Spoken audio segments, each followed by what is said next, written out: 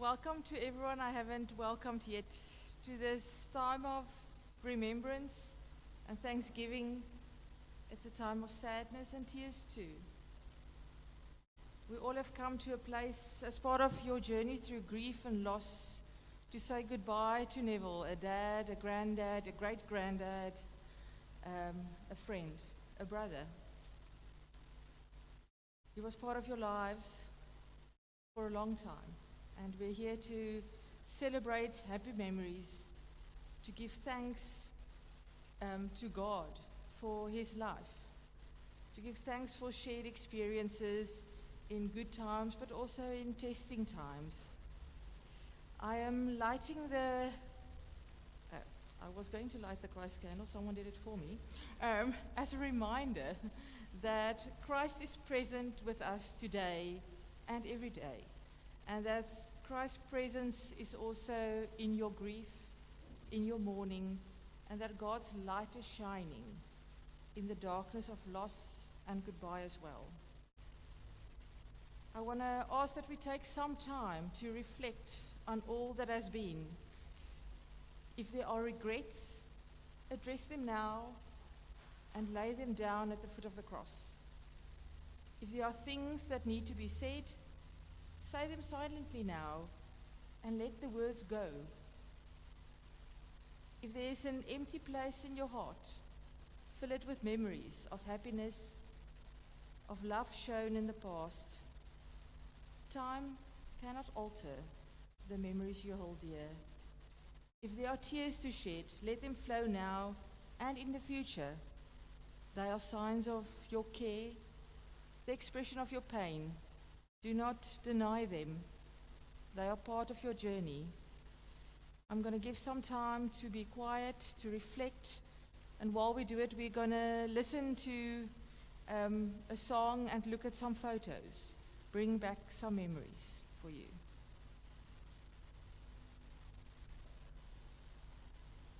Morning, when this life is over, I'll fly away to that home on God's celestial shore. I'll fly away. I'll fly away, oh glory. I'll fly away. When I die, hallelujah, by and by, I'll fly away. When the shadows of this life have gone, I'll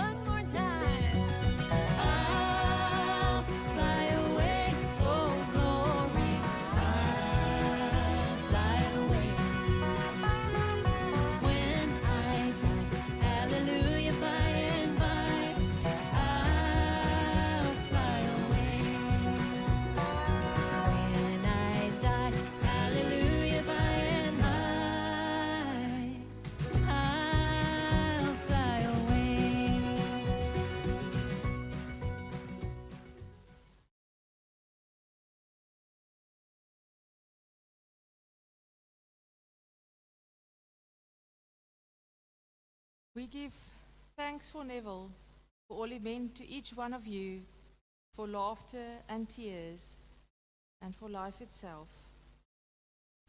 Let's pray. We thank you, loving Father, for taking Neville from sickness into health and from suffering into joy. Grant that those whom he has left may be strengthened by your continued presence and shared with him your gift of eternal life. Amen. It is told that long, long ago there lived a very rich sultan in Baghdad. When his son was born, he threw a huge banquet festival, and the who's who all attended. There was also an old wise man that attended the festival. Everyone brought very expensive and extravagant gifts. Everyone except this old man. When the Sultan looked up at him questioningly, the old man said, "The young prince today received lots of gifts. I'm too poor to buy a gift, but instead, I promise to come to the palace every day once the prince is old enough to understand, and I will tell him stories. I will tell him stories of our nation's heroes. I'll tell him stories of wise and good people from all over the world. I will start when he's old enough to understand and continue for as long as I live. When it's his turn to reign, I can promise you that he will be a wise, honest, and righteous ruler, because we learn from the stories of others." The old man kept his promise. Year after year, day after day, he fueled the prince's imagination with legends and fables, with stories of heroes and wise ones. When the prince became sultan, his character was formed through the moral values this old man had taught him through his stories. Long after the old man died, the young sultan was revered for his wisdom and his justice. It is said that in Baghdad there's still a monument for this sultan with the inscription, "His insight and goodness was the results of the seeds the old man sowed with his stories." When the three sisters told me of their dad, I also heard a legend of a wise old man who sowed seeds of wisdom in your lives. When we think of a wise person in the Bible, most often our thoughts will go to Solomon, the wise king. So our scripture reading today is from the book of Proverbs, which is ascribed to Solomon. And I'm reading Proverbs 2 from verse 1. I'm reading from the New Revised Standard Version.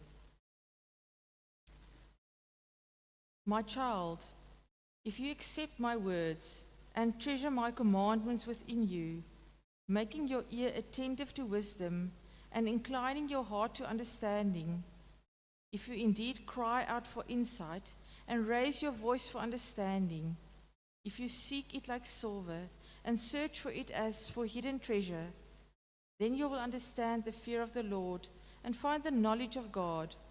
For the Lord gives wisdom. From his mouth come knowledge and understanding.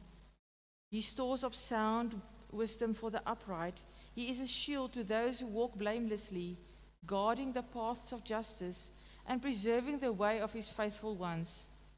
Then you will understand righteousness and justice and equity, every good path.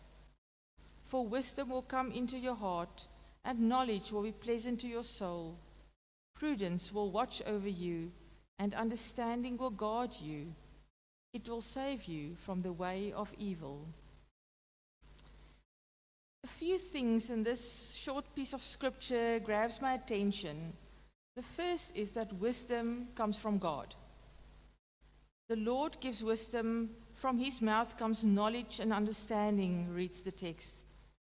It is from God that Solomon asks for wisdom in 1 Kings 3. I'm just going to quickly read those verses.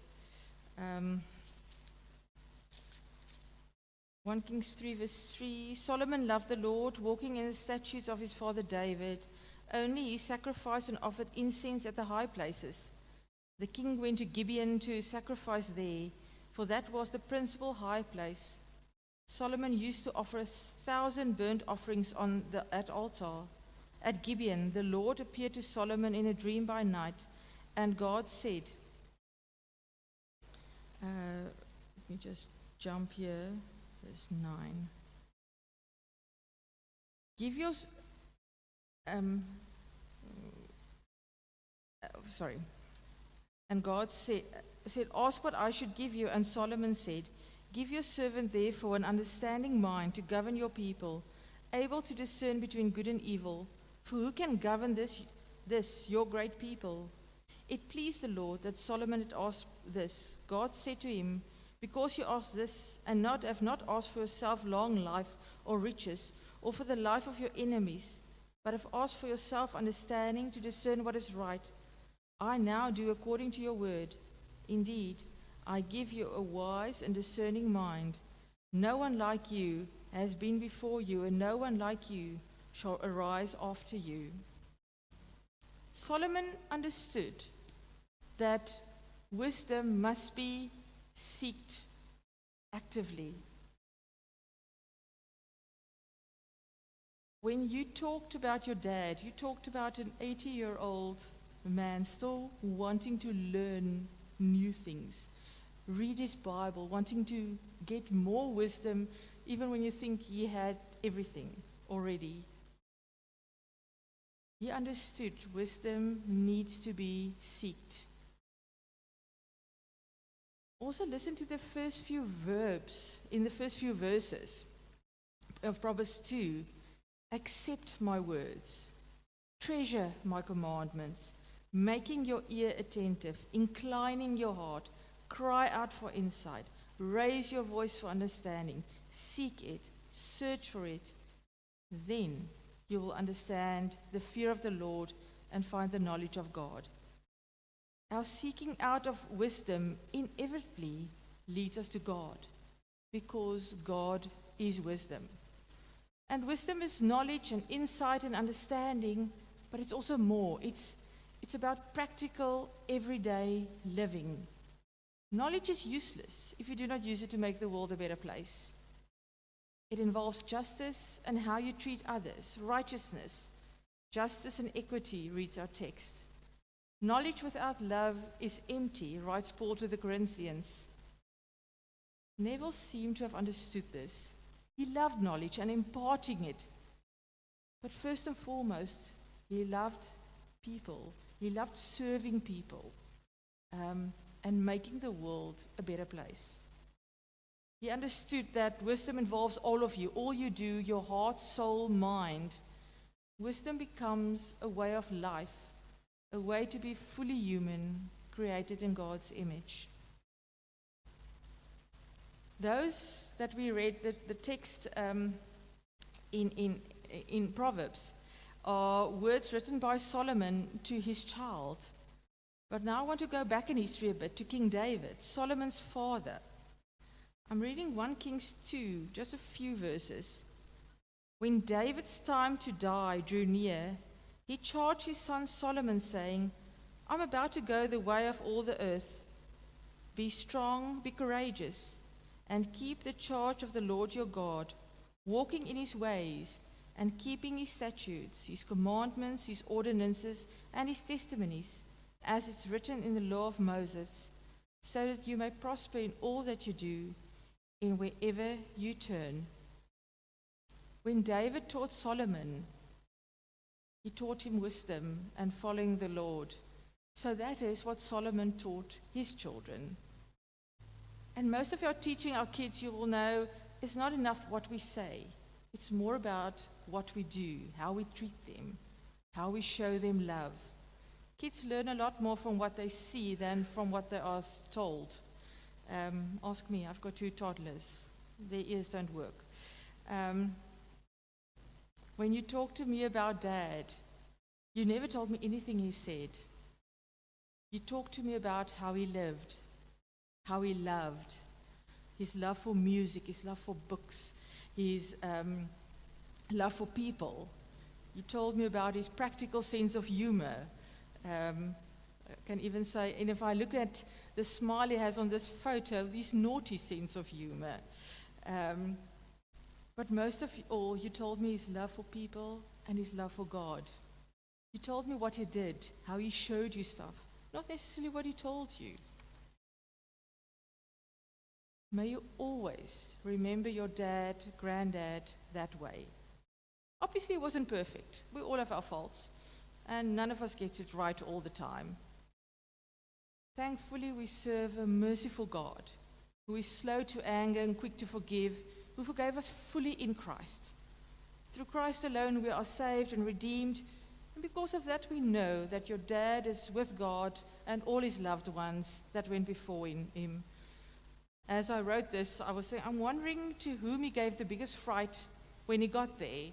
I was wondering who was the first to get a bit of his naughty side. Ivy. I happened upon a story that might fast become my new favorite sermon story called The Ship. It said a woman is standing on a seashore, and a ship at her side spreads her white sails in the morning breeze. You can hear it's an old story, and starts for the blue ocean. This ship is an object of beauty and strength, and the women stand and watch her until she's only a thin ribbon or white cloud, just where the sea and the sky start to mingle with each other at the horizon. Then someone at her side says, "There, she's gone." Gone? Where? Gone from my sight, that's all. She's just as large in mast and hull and spar as she was when she left my side, and just as able to bear her load of living freight to the place of destination. Her diminished size is in me, not in her. And just at that moment, when someone at my side says, "There, she's gone," there are other voices ready to take up the glad shout, "There she comes." I can imagine a whole host of people shouting when Neville passed away, "Yay, here he comes." May you find peace in the knowledge that your dad, granddad is safely with God. May you find comfort in the presence and wisdom of God that is with you here, as well as with your dad. May you continue to live the legacy of love your dad and granddad and great-granddad left you. Let us pray the way Jesus told us. Our Father in heaven, hallowed be your name. Your kingdom come, your will be done, on earth as it is in heaven. Give us this day our daily bread, and forgive us our debts, as we also have forgiven our debtors. And lead us not into temptation, but deliver us from evil. For thine is the kingdom, and the power, and the glory, forever and ever. Amen. We are going to first watch a memorial video that Mandy made. After that, Samantha is going to do the eulogy. That is the correct word, no? And after that, we will have a candle ceremony, but I will explain that when we get there.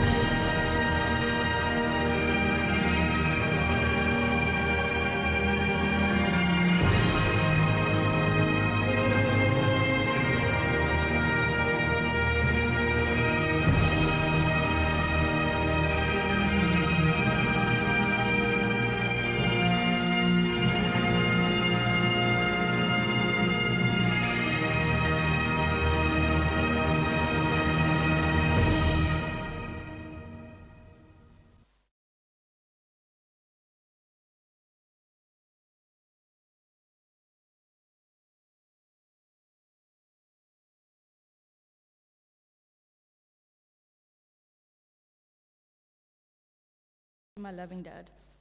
Dad, it is with sadness heart that I write this short letter. I never had the chance to say goodbye. To me, it is never goodbye, but rather till we meet again. What an honor and a privilege it was to have you as my earthly father for more than 36 years. I will never forget the times we spent on holidays doing stupid things and laughing about it. You taught me the value of life and how to care for your family. You told me stories out of the Bible that I never knew. It made me a better person today. So, Dad, go rest in peace now, because you have excelled and passed with flying colors in fulfilling your earthly tasks, and be assured that we are okay. All that remains now is the millions of good memories that we will cherish every day. P.S. Greetings to Mom, your loving son, dear Walt. I also just want to say that our beloved cousin Leandra and Yaku, they can't be here today. She's unfortunately quite ill at home. Just know that we love you, cuz. We know that you're here, and we know that Grandpa knows you're here. We love you, get well, and we'll see you soon. A letter from another one of the cousins. This one's from Nikki. To my loving Opie in heaven. Our time together was special, so were the memories we made. And although you live in heaven now, these memories will never fade.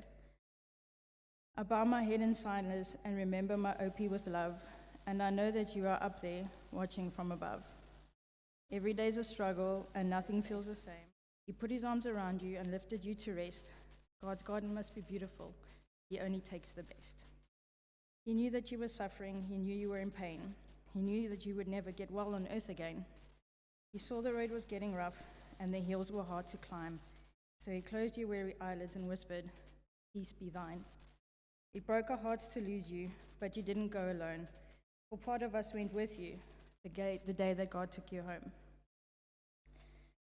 It's hard to believe I'm standing here and have to do this. And for days I sat trying of what to think of what to say that would truly honor and pay proper respect to the man that we had the absolute privilege of calling Dad, Ope's great-granddad, and friend. You'll always be remembered. Time may heal my heart, but a piece of me is missing since the day we had to part. Heaven has gained an amazing angel. I know you'll be waiting when heaven calls for me. Thank you for always being there for us, not only as a grandfather, but also as a father. Enjoy heaven with Granny. We miss you, but know you're in a better place.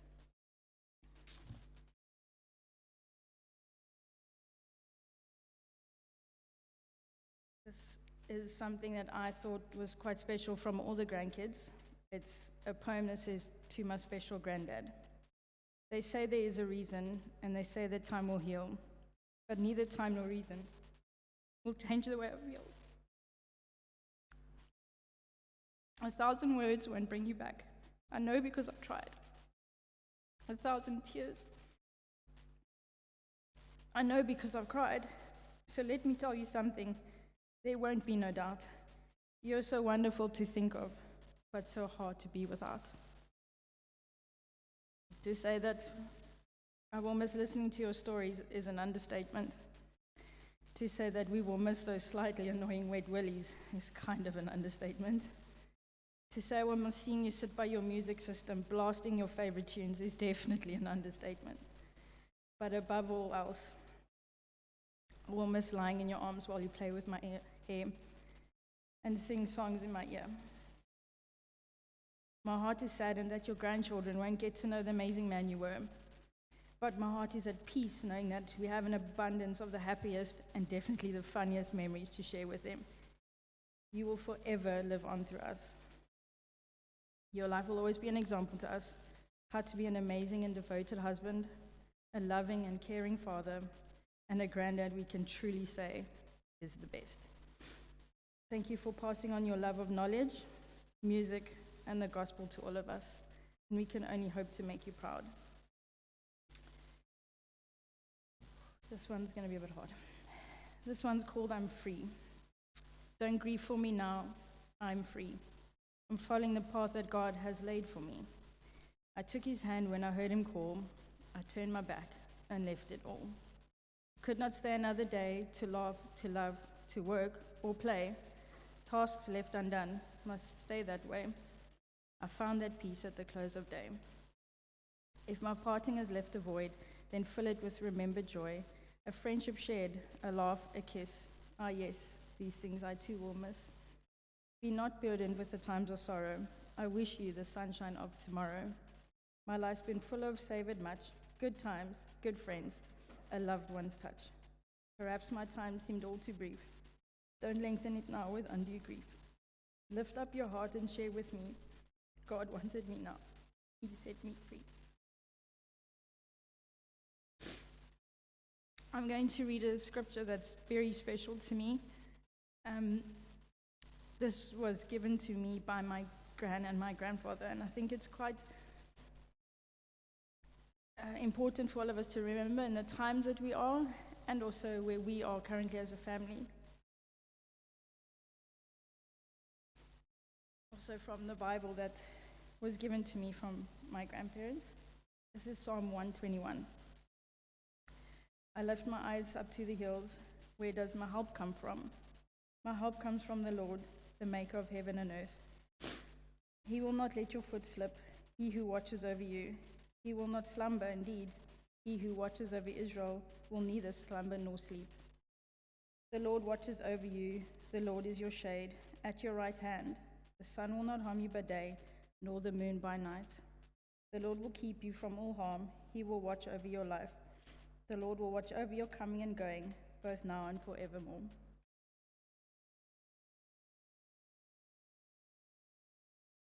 I look forward to our many conversations, Opes. You will always be my hero and my safe space, my mentor and my motivation, my guidance and my teacher. But above all else, you will always be my Opes. P.S. Give Granny a hug and kiss from all of us.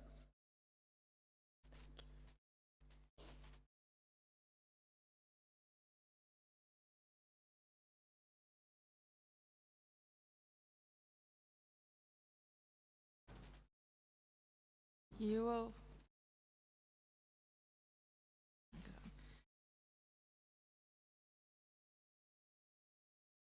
You will see here there's a Rocco, dankie. Tea light candles. I want to invite you, perhaps family first, to come light a candle as in memory of someone you loved, as a prayer for someone, as a thank you to God for the life that He gave you. Why you light the candle is between you and God.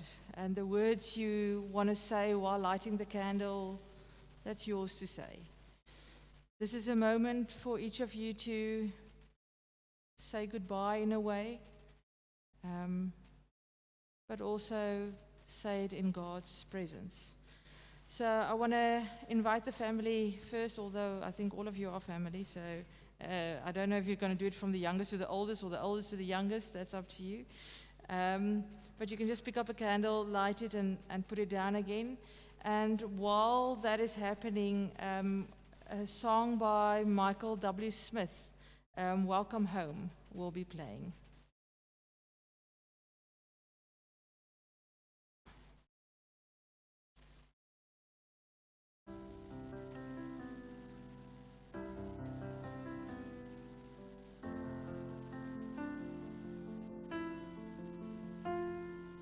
I can't believe that I'm here, having to say goodbye. And I can barely see you through these tears I cry. I close my eyes, I can't hear the sound as angels gather around, saying this is where you belong. Welcome home.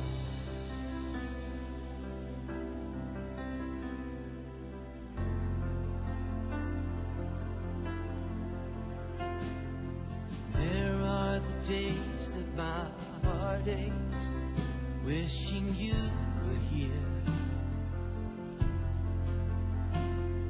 But I know where you are, the hurt and the pain disappear. There's no more tears. I can hear the sound as angels gather around, saying, "This is where you belong." Welcome home.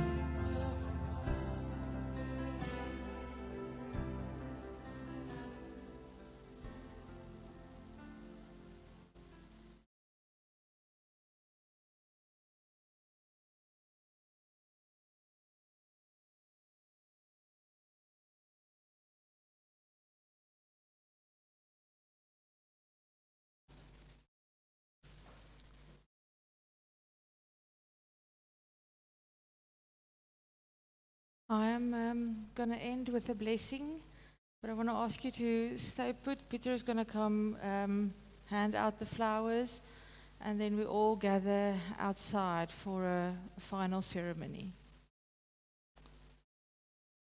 The Lord bless you and keep you.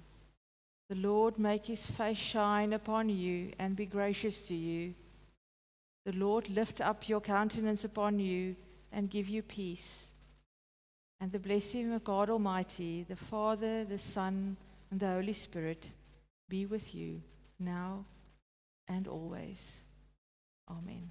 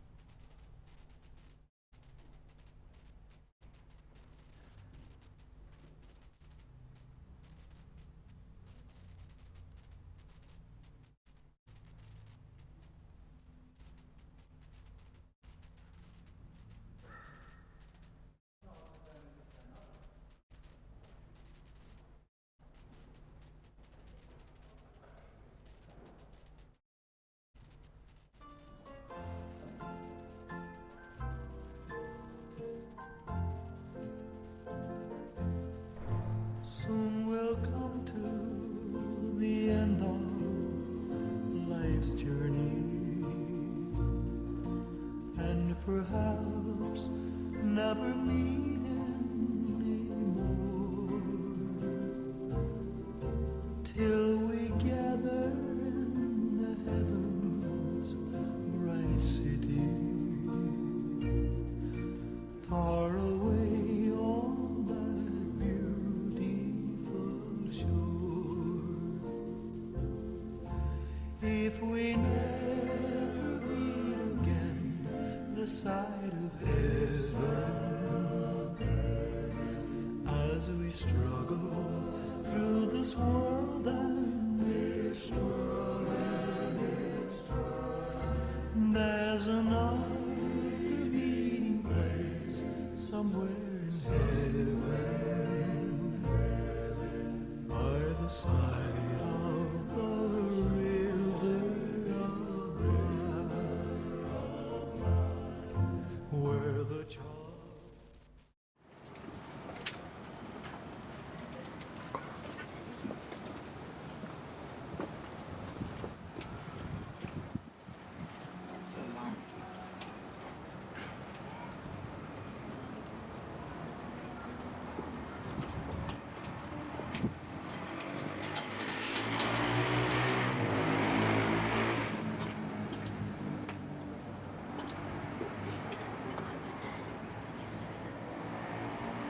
Grandpa, tell me about the good old days. Sometimes it feels like this world's gone crazy. And Grandpa, take me back to yesterday, when the lines between right and wrong didn't seem so hazy. Love is really full enough to say.